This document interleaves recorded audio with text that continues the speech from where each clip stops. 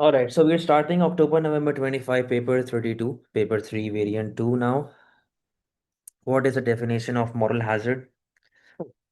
Now, see, moral hazard is something which is uh, something that is harmful for people, for me as well, and for people around me. So let's take a look at the options. The first option is an increase in the likelihood of taking risks because another party is paying for these risks because someone else is paying due to my actions. So this is what moral hazard is. The loss of social welfare arising from consumption of a good, no. When buyers and sellers have different amount of information, this is asymmetric information. When cost and benefits are taken into account when decision is being made, this is CBA, cost benefit analysis. So the correct answer is A. The diagram shows consumers budget line. What determines the slope of budget line? If you guys remember the slope of, we learned in theory of demand that in indifference curve there is MRS, marginal rate of substitution, and in budget line there is slope of budget line. What was the slope of budget line? It was Px over Py, or the other way around, Py over Px.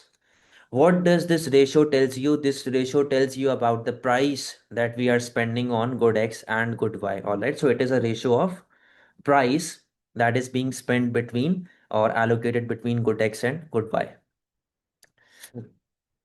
The diagram shows MSB and MSC of producing goods in a free market. What is the marginal external cost when the free market is in equilibrium? Now we have to find out the external cost. All right. Always remember that in the diagram of in a diagram such as this or the diagram of market failure, a private consumer will always operate at a point where his marginal private cost and marginal private benefit is equal, which means that we will always, operate at a point where we will consider our benefit and our cost only. We will ignore society's benefit and society's cost. All right. So we are operating at a point where my marginal private cost and marginal private benefit are equal.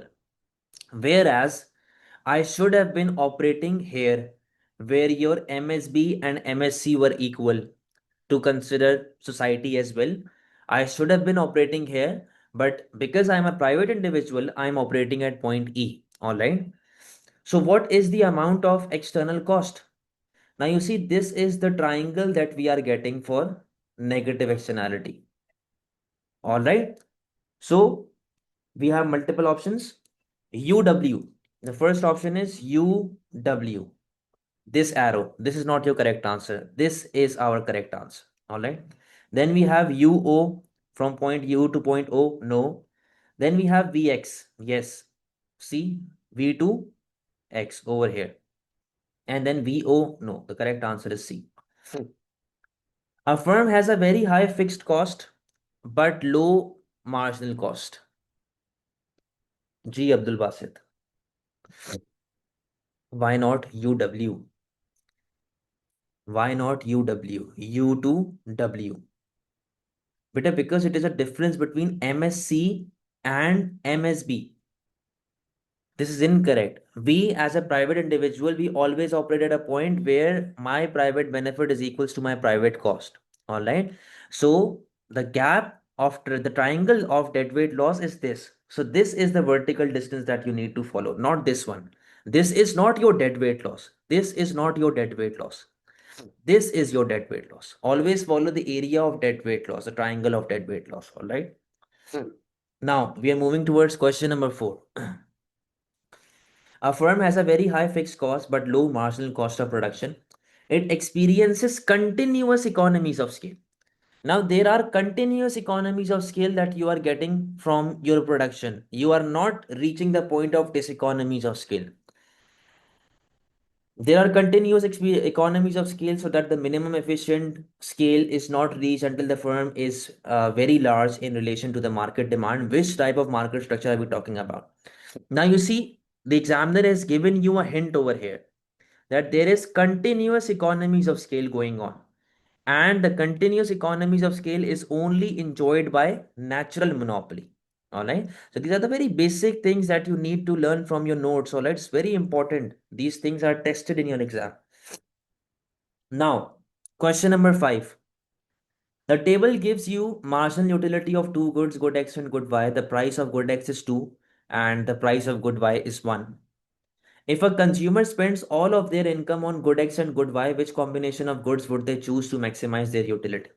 Now, first thing that you need to understand is that whenever a rational consumer is consuming a good or a service, the decision is not only based on marginal utility, it is based on satisfaction per price. It is always based upon satisfaction per price. And if you remember equimarginal principle, the equilibrium position is MUX over PX is equals to MUY over PY. Now, the point where the ratios are both equal, this is the point where I will operate at. All right. Now, first of all, you need to add a few things in this table and then you will decide where we should operate. All right. So I'm drawing another column here. Now, if you remember the example in the very first class I gave you about chocolate and fruits at $1 and $2, if you remember that. Now, the price of good X is $2. All right. So I will calculate satisfaction per dollar for good X. So for good X, 1110 divided by 2 is 55, 80 divided by 2 is 40, 66 divided by 2 is 33, then I think 28, and then uh, 16.5, around 16.5. All right. At $2, because at this point I'm calculating satisfaction per dollar. Now this whole thing is irrelevant for me. This whole thing is irrelevant for me. All right. Now, for good Y, the price is $1 at $1. So 66 divided by 1 is 66, 50 divided by 1 is 50, 38 divided by 1 is 38, 33, and 30. All right. Now, at which amount my utility per price from from good X is equals to satisfaction per price from good Y. Now, if you see clearly, we have 33 over here, we have 33 over here, and we have 33 over here. So the ratio should be equal. Now my ratio is 33 is equals to 33. That is the only point where I'm getting MUX over PX equals to MUY over PY. So to reach this 33, how many units of good X should I buy? You need to buy 3 units of good X to reach 33. And for good Y, how many units of good Y should I buy? You need to buy 4 units of good Y to reach the amount of 33. So what should you do? You should buy 3 units of good X and 4 units of good Y. Is this MCQ clear to you guys? Is this MCQ clear? This was a bit tricky one, but this is the common scenario that you will always follow in such questions. All right. Always do a comparison on the basis of satisfaction per price, not only on your marginal utility. You can use that method as well. If your answer is correct, it doesn't matter which method you use in your MCQs, your answer should be correct. All right. Okay, now question number 6.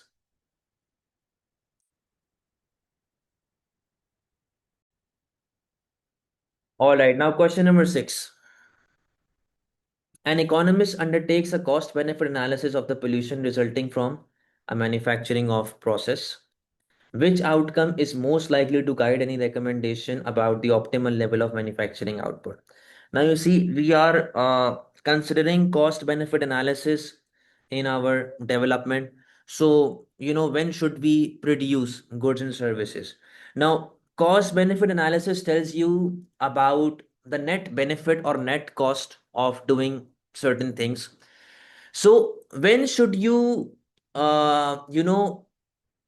go for your decision? When should you accept the offer according to cost benefit analysis? Now, according to cost benefit analysis, if your MSB is greater than your MSC, or if your MSB is equals to your MSC, then you should do that thing. But if your benefit is less than your cost, then you should avoid that work. So option A is that the marginal social cost of manufacturing equals marginal social benefit. Yes, you should go ahead with the job. The marginal cost of pollution is zero. Wrong. The total revenue of manufacturing equals total cost. We don't consider only total revenue and total cost, because in CBA analysis we are considering both the benefit and cost to society. The total benefit of pollution is maximized. This is not what CBA tells us. So the correct answer is A.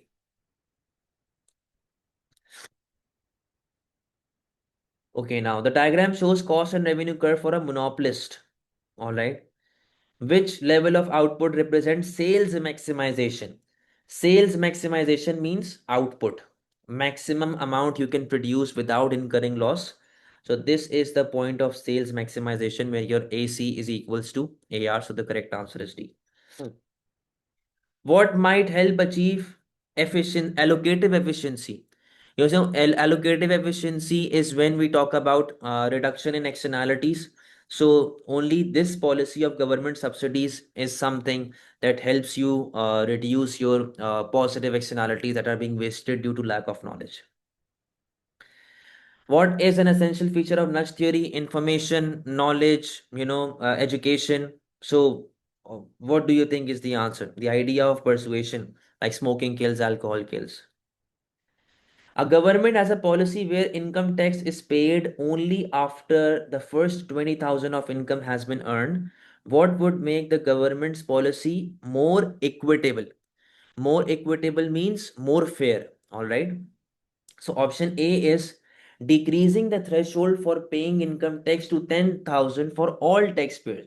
Now you see, this is a system of progressive tax that we have in front of us.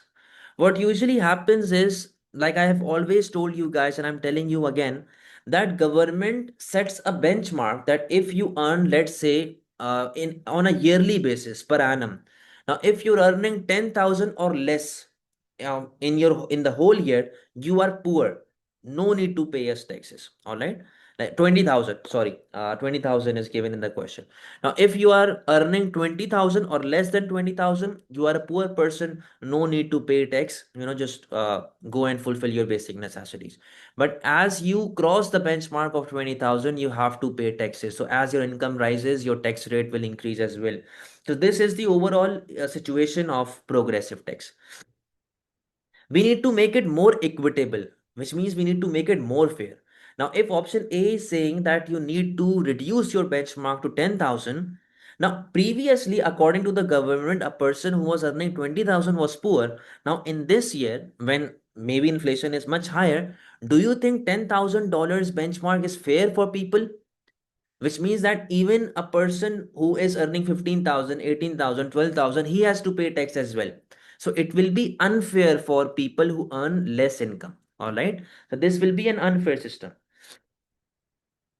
Integrating the tax and welfare system by introducing negative income tax. Negative income tax means tax allowances for people who cannot pay taxes. This also helps in your kitchen income and all that. So this will make the system more what do you say, more fair for people who earn less income, so that they could afford their basic necessities, right? So this will increase fairness in society.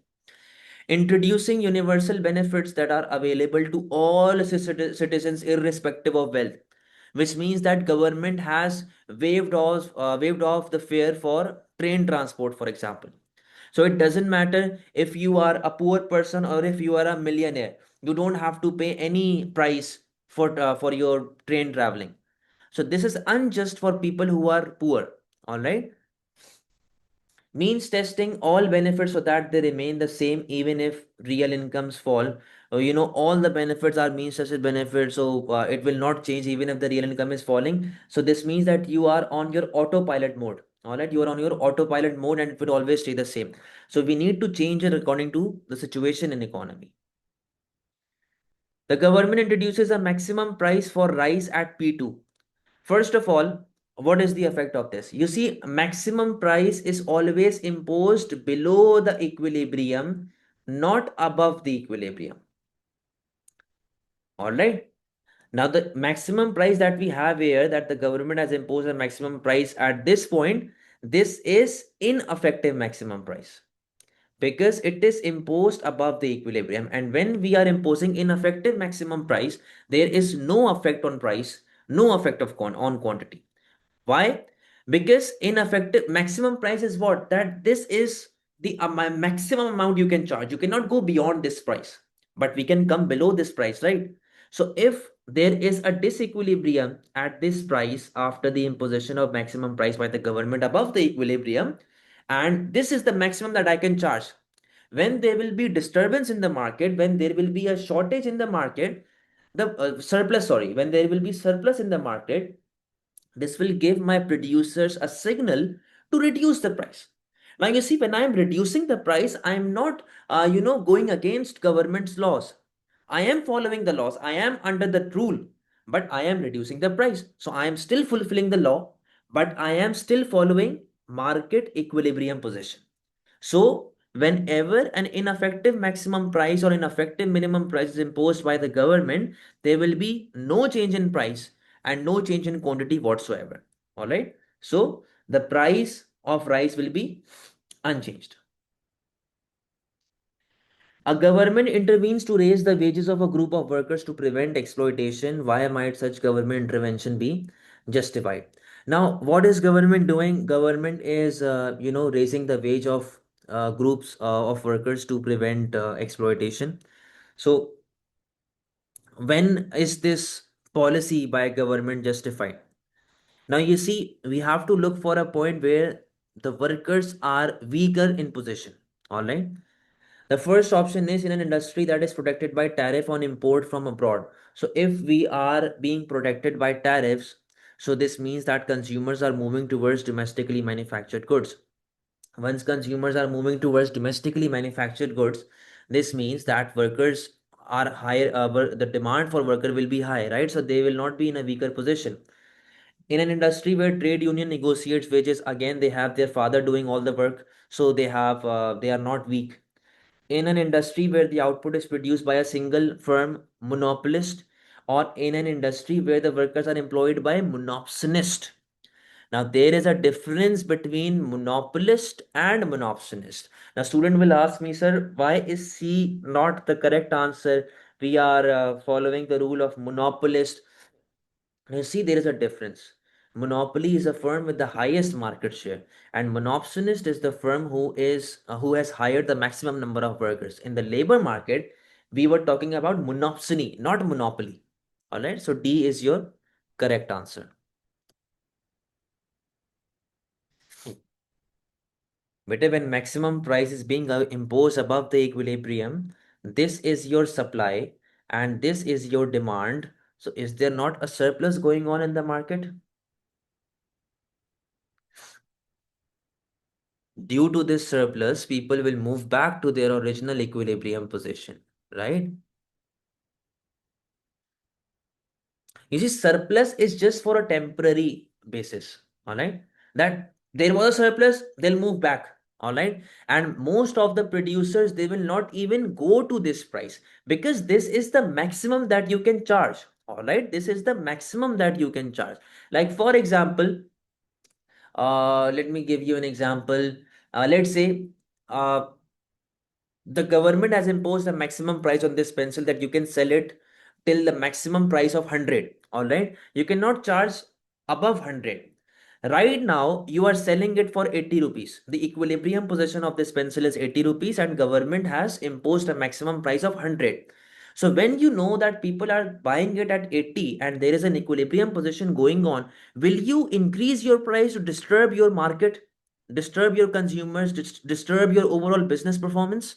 So majority of the producers, they will not even go to this price because they know that the equilibrium position is here. So why will a consumer be willing to pay an extra price for this product, right? So to avoid any form of disturbance, they just stay at their original equilibrium position. Now, do you understand?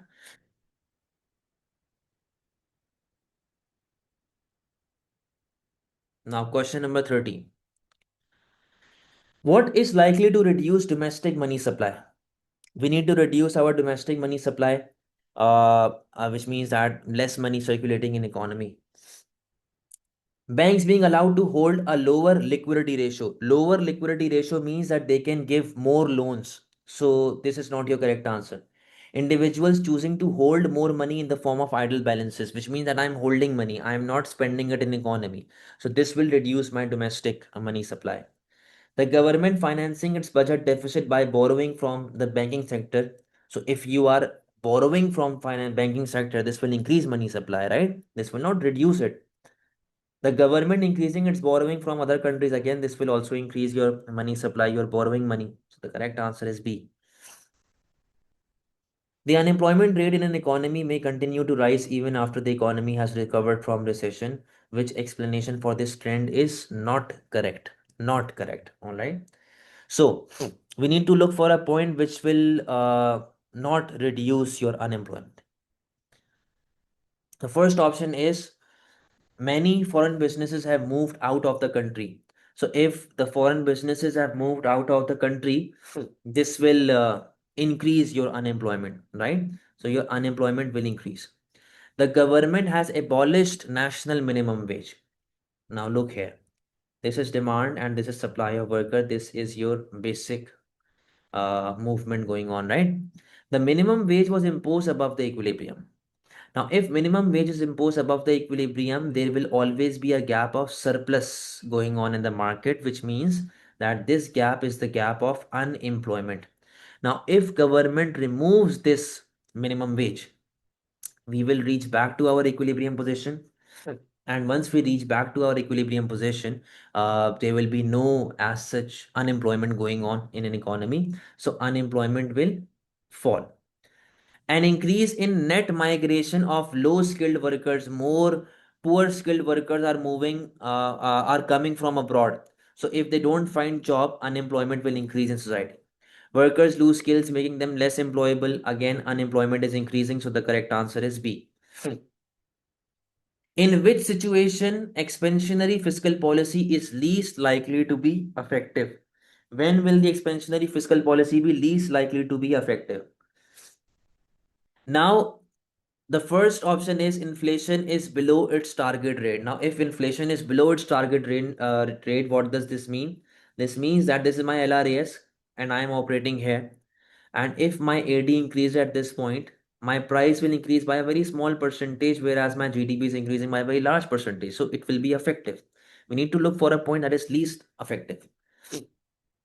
Lack of confidence in economy. Now businesses, if they are not optimistic about the future, if they are not positive about the future, why will economic growth take place, right? So if you are not optimistic about the future, the fiscal policy will not be that much effective. There is a negative output gap, yes, fiscal policy will be effective. Unemployment is high, yes, fiscal policy will be effective to solve unemployment as well. In these four diagrams, money supply in an economy is initially MS1 of the demand curve, which the diagram shows the effect of policy of quantitative easing on the rate of interest. A very basic question. Tell me the answer. Hurry up. Very basic question.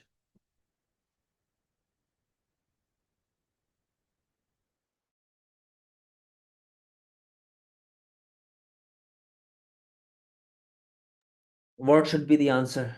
Hurry up.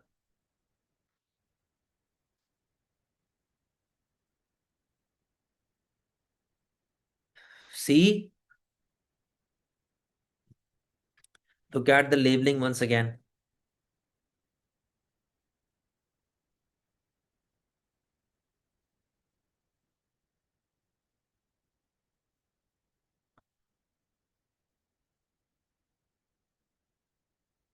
Read the labelings properly, by don't do these silly mistakes in your exam. This is your MS1. And when we talk about quantitative easing, we're talking about increase in money supply, all right? So the correct answer is A. Your money supply is shifting to the right. What is most likely to increase if an economy enters a negative output gap? You see, when we are moving towards negative output gap, what is most likely to increase? When we're talking about negative output gap, we are talking about deflationary or recessionary gap. All right, deflationary or recessionary gap. So the business confidence will decrease, economic rate will decrease, inflation rate will decrease, unemployment rate will increase. So the correct answer is D for this question.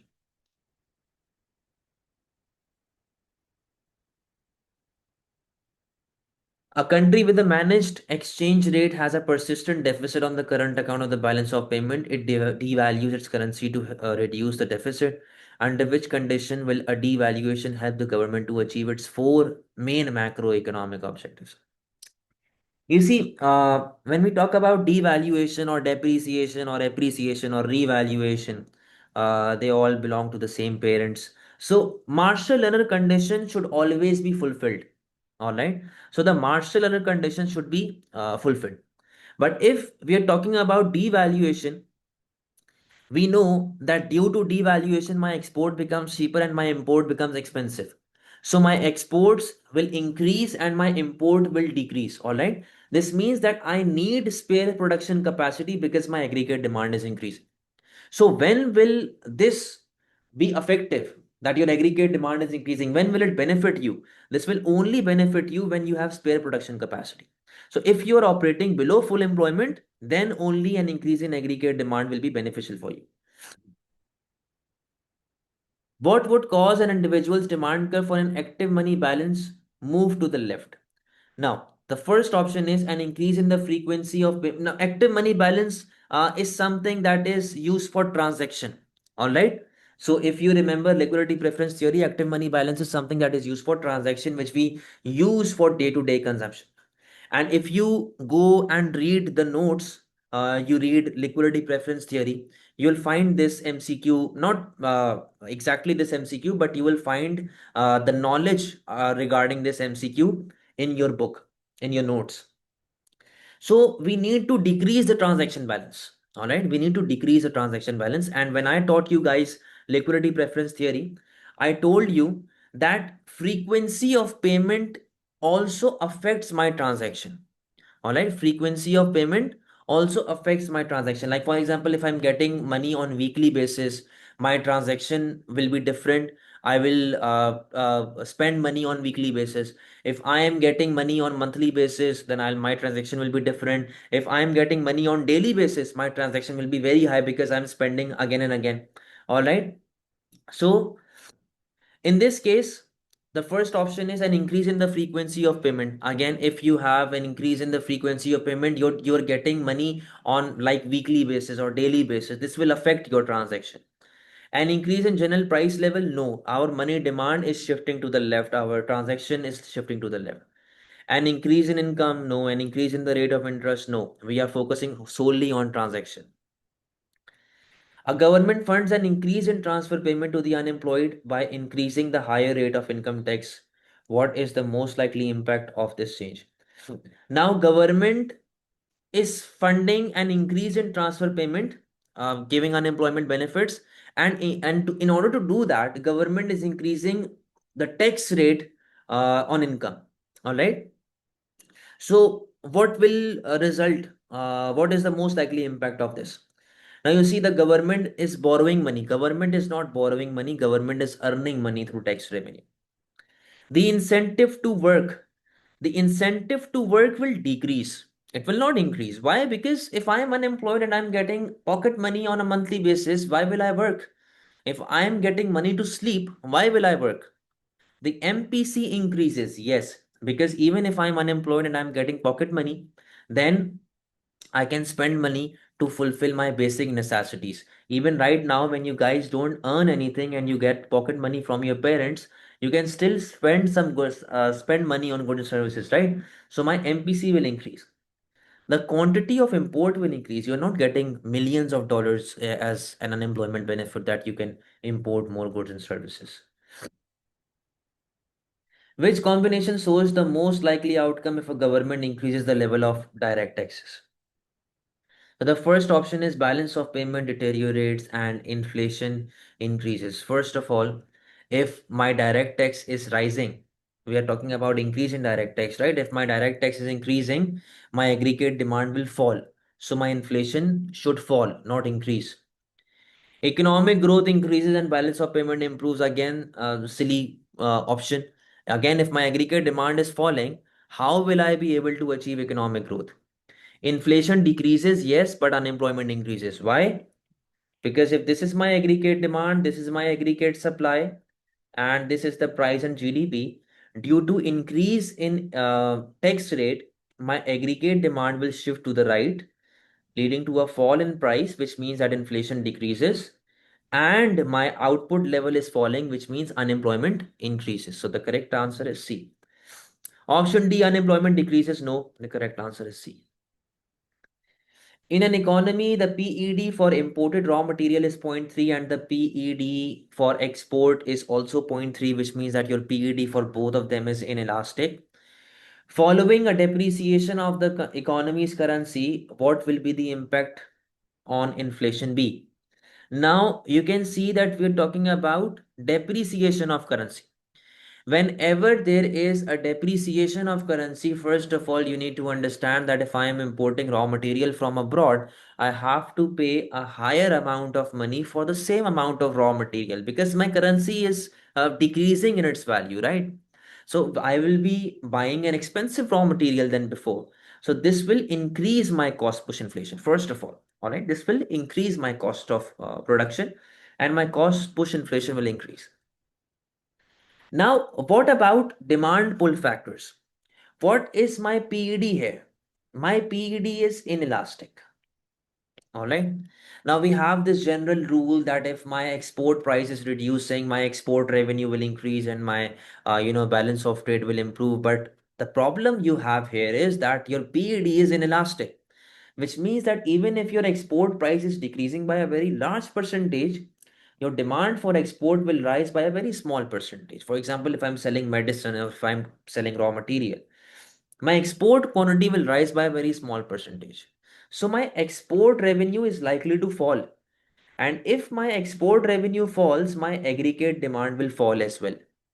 So my demand pull inflation is reducing. So correct answer is C. A government is aiming to reduce unemployment rate in its country from 10% to 5%. What is a likely effect if the aim is achieved? Now we are aiming to reduce our unemployment rate from 10 to 5%. And what is likely what will be the effect if I am able to achieve this aim?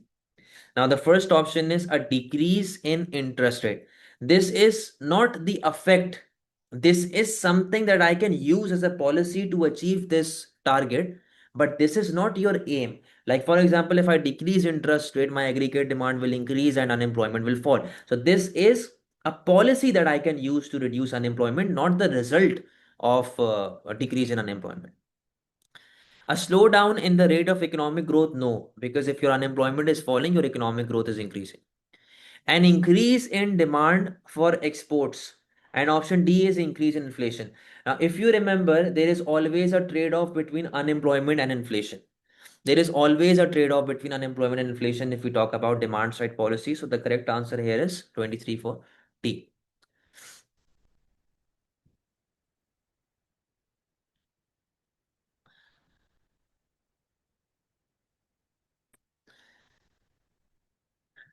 Now I'm getting a question that point C can also be the answer for question number 23.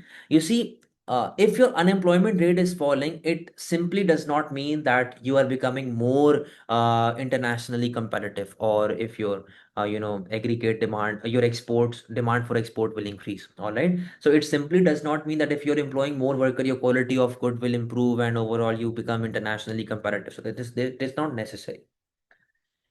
Which statement is correct? Which statement is correct? Yes, for question number 24. Hurry up.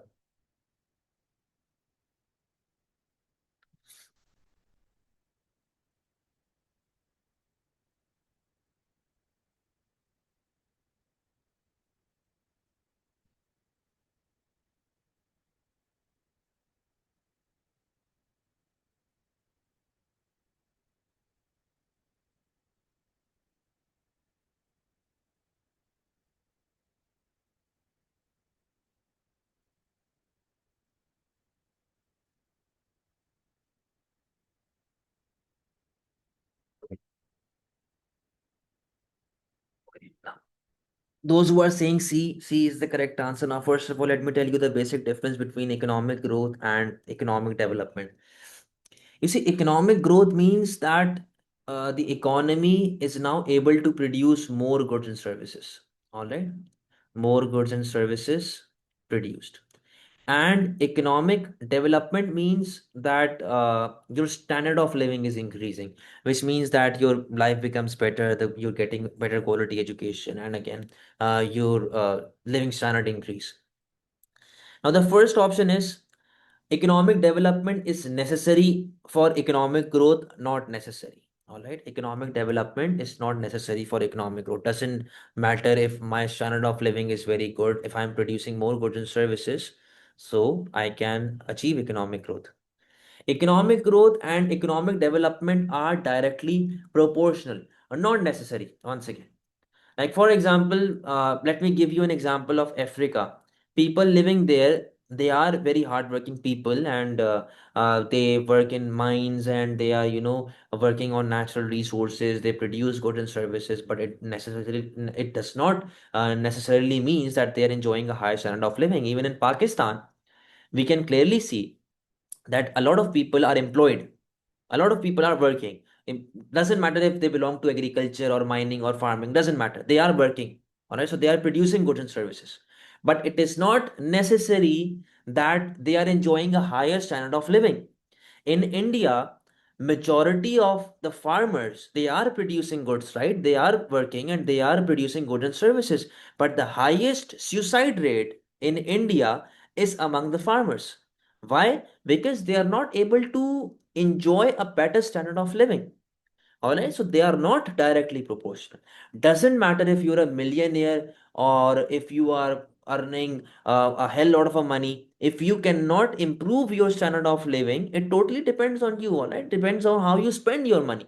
So it is not necessary that if you are producing goods and services, so you are earning more as well. Economic growth enables economic development. You see, because of job creation, because of industrialization, because of new firms entering the market, this will help you to enable economic development. But again, they are not directly proportional. It is not necessary that economic growth will always lead to economic development. Economic growth is always sustainable? No. Sustainable means to produce in such a way that it will be available for future generation. All right.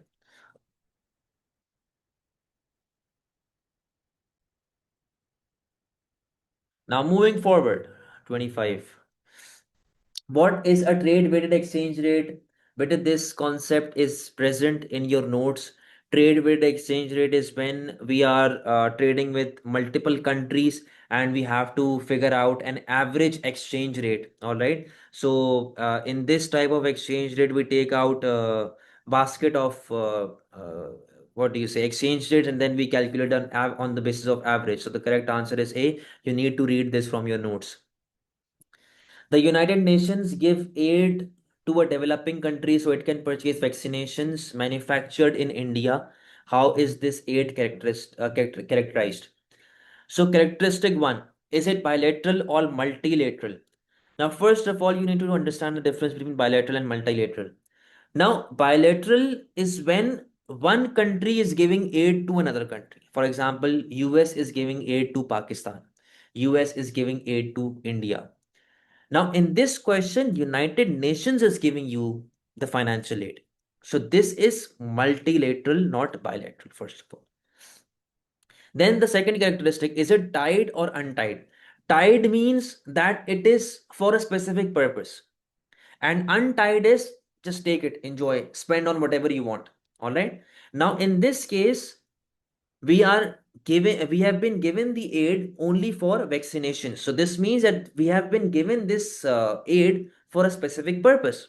So we have a condition involved, right? So whenever a condition is involved, it will be a tied characteristic.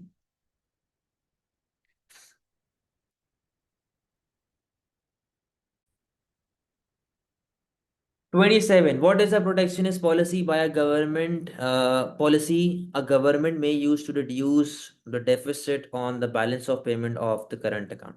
Now, a protectionist policy, which one is the protectionist policy? Protectionism is only here, quota. Very simple question. 28. Diagram shows Lorentz curve, distribution of household income. Which curve shows the most equal distribution? What should be the answer? Now, this straight line is supposed to be your equal distribution of income from origin to origin. Now, the point that is closest to this straight line shows the most equal distribution of income. All right.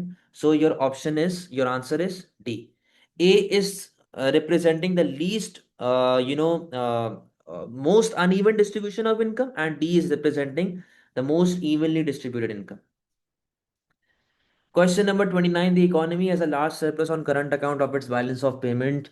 It revalues its currency. We are talking about the case of appreciation. The current account of the balance of payment becomes a greater surplus in the short run. In the long run, the surplus becomes smaller and eventually becomes a deficit. They are simply talking about an opposite J curve or ulta J curve, the way I taught you guys. All right. What is the sum of PED in the short run and long run? In the short run, your PED is always inelastic, and in the long run, your PED is always elastic. So, what should be the correct answer? In the short run, your PED is less than 1. In the long run, your PED is greater than 1. Correct answer is C. What is not a characteristic of an emerging economy? Emerging economy is something that is improving, an economy that is improving itself, all right, and moving from primary to secondary stage or tertiary stage. What is not a characteristic? An agricultural sector with a growing percentage of GDP. Now you are moving from agriculture to secondary or tertiary sector, right? So you're moving away from agriculture. So this is not a characteristic of emerging economy. High birth rate, yes, it can be. Like for example, if we talk about India, India is an emerging economy, third world country, and the birth rate is still very high in India. High potential for growth, yes. Increasing access to education, yes. The correct answer is A. Everything clear.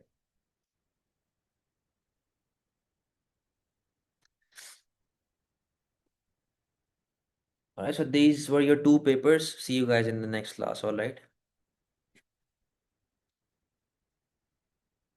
No, not B.